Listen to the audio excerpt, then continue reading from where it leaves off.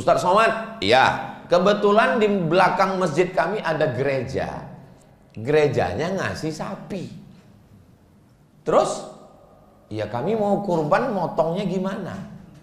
Apakah waktu menyembelih itu disebutkan Bismillahi Allahu Akbar dari? Sedangkan syarat beribadah itu kan pertama muslim, kedua baligh, ketiga berakal. Nah, sedangkan ini ada tetangga kawan kita di komplek non muslim ngasih sapi. Apakah kita tolak? Yang ada itu tolak bala. Enggak ada tolak sapi. Terus sapinya diterima sebagai hadiah, diterima oleh pengurus masjid panitia sebagai hadiah. Tapi saat penyembelihan disebutkan nama orang muslim. Nama siapa? Ya nama ketua panitia. Ketua, sekretaris, bendahara, pengurus semua namanya dipakai. Kalau ada yang komplain, kasih tahu sama dia. Mudah-mudahan tahun depan sampean ketua. Yang penting kan dagingnya dibagi.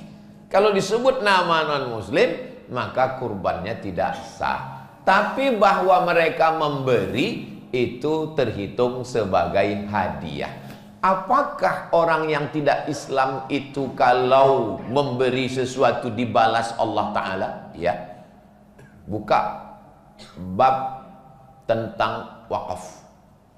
Boleh orang non-muslim memberi wakaf, memberi sodakoh. Jadi kalau ada misalnya kemari, lalu dia datang kasih 100 sak semen ke pengurus Masjid Al-Ikhlas, diterima atau tidak?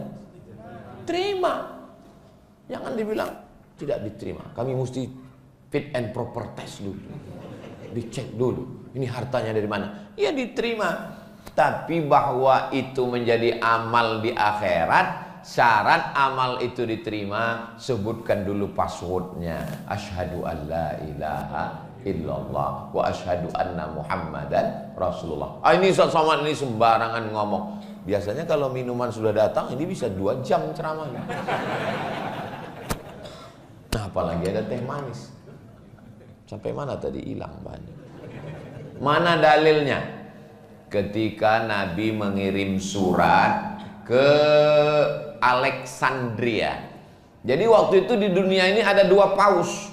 Satu paus yang ada di Vatikan, satu paus yang ada di Alexandria. Yang di Alexandria itu sampai sekarang masih ada.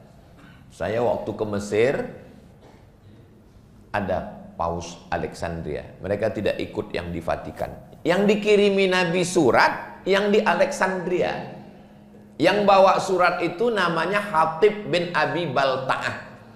Surat ini dibaca oleh paus. Namanya Jirjis. Nama mereka biasanya punya 2 nama. Nama asli dan nama itu Muqawqis. Dia baca surat Nabi, dia lipat surat Nabi, dia kasih minyak wangi, dia cium, dia letakkan di dalam kotak kayu. Begitulah dia memuliakan surat Nabi. Dan Hatib yang bawa surat itu dikasih hadiah. Dikasih hadiah asal Banha. Asal artinya madu. Banha salah satu provinsi di Mesir. Memang produksi madunya bagus, madunya asli. Cirinya dibawa pulang ke rumah, istri marah. Itu asli. Madunya dibawa ke Nabi, diminum oleh Nabi. Itu dalil boleh menerima hadiah dari non-muslim. Makanya kalau ada bapak ibu yang dikasih madu sampai sekarang masih disimpan, ragu untuk minum, silakan minum. Atau kalau nggak mau, kasih ke saya. Yang kedua dikasih kain. Karena Mesir itu waktu itu produksi tekstil terbaik. Kain putihnya habis waktu. Hebat Masjid Al-Ikhlas.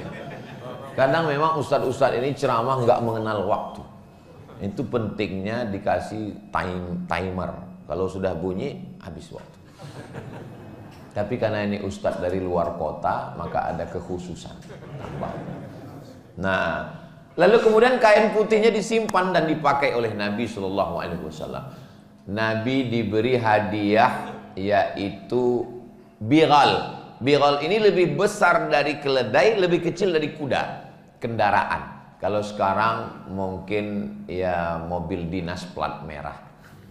Dipakai oleh Nabi SAW. Dikirim 2 perempuan. Bayangkan baiknya Paus Alexandria itu. Dikirim 2 orang perempuan, yang satu namanya Sirin. Lalu sahabat Nabi ada yang belum nikah, namanya Hasan bin Sabit, penyair. Kalau mau perang, Hasan ini yang baca syair. Hasan, kamu ambil Sirin menjadi istri kamu. Sirin ini punya kakak namanya Maria. Maria ini ibu dari anak Nabi laki-laki bernama Ibrahim. Ibrahim ini adalah anak Nabi, nama ibunya adalah Maria Al-Qibtiyah, perempuan dari Mesir. Ini dalil boleh menerima hadiah dari non-muslim. Nah, jadi kalau ada yang ngasih sapi, ngasih macam-macam, terima saja. Sampai hari ini sudah ada yang ngasih. Berarti mereka belum dengar tausiahnya. Insya Allah nanti akan ada yang ngirim, insya Allah.